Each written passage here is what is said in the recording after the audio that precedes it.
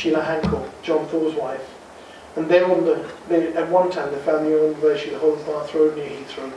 So these houses haven't been lived in for 15, 16 years. So I bought the houses for 160,000, £40,000 each. Then I thought, well, they haven't been lived in. One of the houses, the back garden was so overgrown, I didn't realise that there was actually a garage hidden in there I hadn't paid for. But I renovated the houses. I thought, should we sell them, rent them?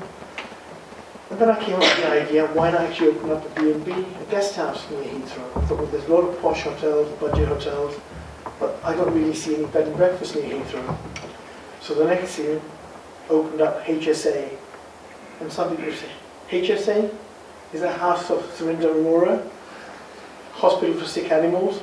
It's actually Heathrow standby accommodation, a bit long-winded, but we opened that. And for the first few weeks, no one knew about us. Out of 20 rooms, I'll only sell 3 or 4 rooms.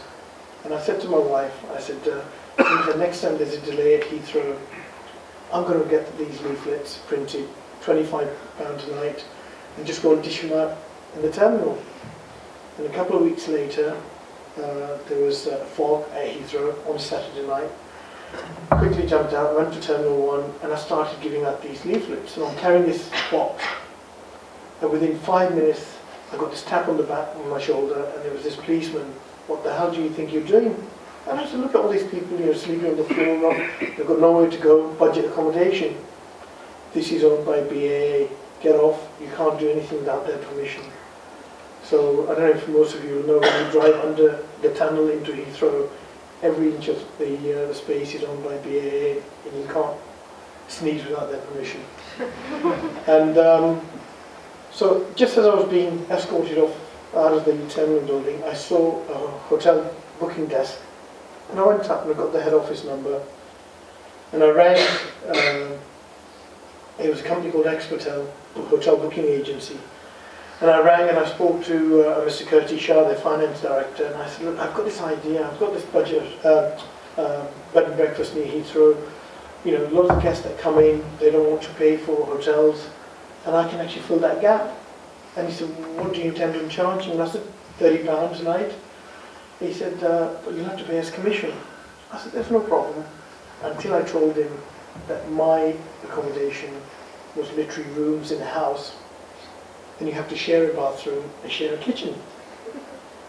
And he came back to me and said, Mr. Arora, sorry, it won't work. Why would I want to send my guest over to your place for £30 a night when I can buy rooms at the Ibis for £34 a night? And there they've got an ensuite bathroom, and there's a shuttle bus from the airport to the Ibis or other hotels. If they're going to come to you, they're going to have to make their own way and share a bathroom. So I thought about it, and I rang him back and I said, Mr. Shah, I've been thinking about this, and I've done some research. To go from the airport to the Ibis Hotel, in those days they had the hotel hopper bus. You had to pay £1.50 per guest. Now it's £4.50 or something. And I said, I'll tell you what we'll do. We'll charge £30. We'll give them continental breakfast included, and we'll do free pick-up and drop-off in white BMWs. And I didn't tell him the white BMW was mine. And so you can see 40 towers coming out here. And he came back and he said, you know what, we'll give it a go. And within a matter of hours and days, we were full. And I started up buying the other houses adjoining. And I love talking to people. So, a lot of the crew from British Airways would come and stay with us. And they'll say, oh, we love New York and we hate Heathrow. And I said, tell me, why do you like New York and why do you hate it? Well, New York, the hotel is owned by British Airways. We get treated like royalty. We get good security. Heathrow, we get shoved in different hotels. We don't get good security. And we get treated like cattle class. And the one good thing I had in my favour was my houses were right opposite where Letitia is sitting, right opposite the BA Crew Centre. And in the middle was just BA4 Bath Road. So by the time I'd collected all my houses, an office building, a little warehouse and a petrol station, I wrote to British Airways and I said, I happen to own the site opposite your crew centre. Would you be interested if I build you a crew hotel?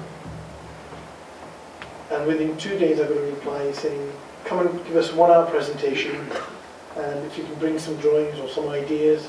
I thought, well, I've got no drawings, I know nothing about hotels. Who's going to do the drawings for me? And the only person I knew from an architecture point of view was a very dear friend, Saeed Rahman, Bangladeshi guy, who was my architect. But the only thing he built for me was a little extension at home. So I said, Saeed, you will come with me to for this meeting. We went in, and I think within the first 10 minutes they realised that these two guys haven't got a clue. And so we left it with them, and I said, will you let us know and everything? And of course, nothing, didn't hear anything back more from them. Until about 2 months later, one of the directors from BA came into our wine bar restaurant we had on site. And he said, I said, oh, Mr. Clark, no one came back to me. And he said, oh, Mr. Arora, I'm sorry, but your site's not big enough. Our requirement at Heathrow is for something like 400 rooms a day. And unless you have minimum 200 rooms, it's not worthwhile us moving from different hotels to your place. Scale of economy, it just won't work. And he said, my property doesn't believe that you'll get more than 150 bedrooms on your site. And then I said to him, I said, Mr. Clark, if I go and get the planning, would you deal with me? Or go and get planning, come and talk to us. So I then started the ball rolling with the planners, and my dear old Saeed had just drawn me some sketches. So we went to see off the planners, and we had a ground plus 4-story hotel. And this planning manager at Hillingdon was quite an arrogant guy. He was a manager, he was a big guy, and he said, well, in principle, I don't mind a hotel in Bath Road because that's where all the hotels are. He said, but what you're asking for is too big. You can't have ground plus 4, take the top 2 floors off, shrink the building from both ways, you can have a hotel.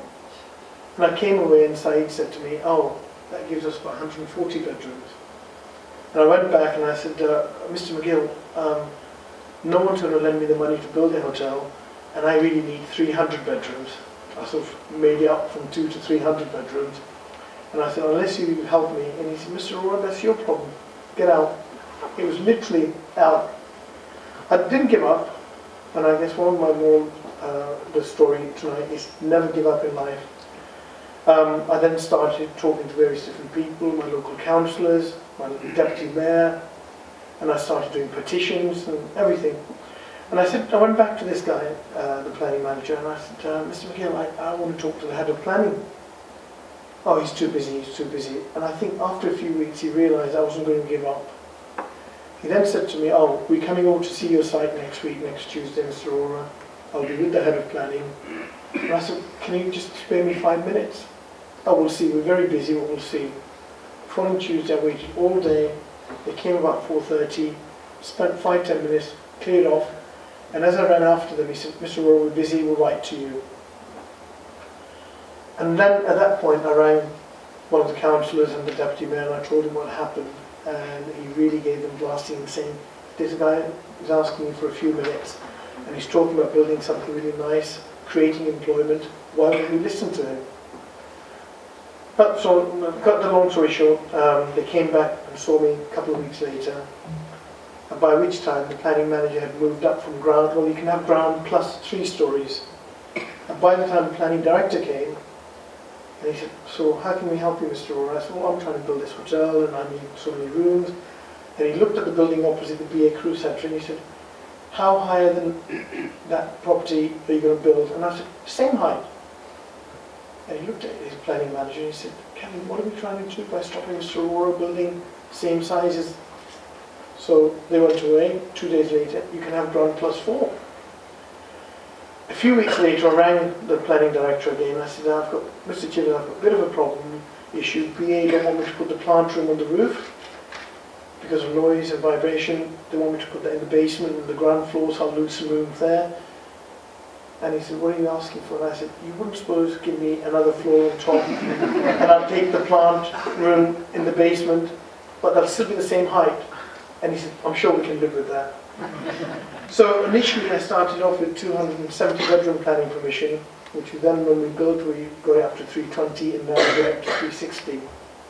When I went back to BA, and I was all excited, and I said to this director and the head of planning, and the first thing that the planning director obviously got the hump with me because I'd gone against his view of getting no more than 150 bedrooms. And he said, Mr. Arora, you haven't got a hotel, you've got no experience. I suggest you go away and build your hotel and then come and talk to us. And I knew I couldn't fund the deal. There's no way anyone's going to lend Surinder £20 million to build this super duper hotel. And I said, no, you're not understanding. I said, I need a contract from you, and then I'll build your hotel. He said, with British Airways, we can build our own hotel. At which point, I was getting really... So I just got up and I said, I'll never sell you that site opposite. I'll go and build a one-star budget hotel, which I could, which would be no good to you because the unions wouldn't allow them to stay in one-star. They'll only stay in four-star properties. And the rest was history. I managed to, 2 days later, the guys came back to me from BA and said, well, if you're not asking us to put money into it, and if you build what you promise, so we're going to put our own architect on site, and if you haven't built what you promised, we won't move in. So that was the challenge. I went to my bank manager and he said, I think you're mad, Surinder, you can make good 15-16 million profit just with the planning permission on your site. Why didn't you sell up and go? And I said, Tom, it's a challenge, I'm going to build it, and I want to see if I can actually deliver it. We built that hotel, and construction does carry a huge risk. And the first hotel we opened 2 days early, and it was a wonderful feeling to go to the banks and say, I don't need the last drawdown because I've actually done it under budget. So that was really the start of my sort of hotel career, which was sheer accident. Since then we built another one at Heathrow, we one at Gatwick, then we bought one in Manchester, then I bought a portfolio of 9 hotels from BAA. And then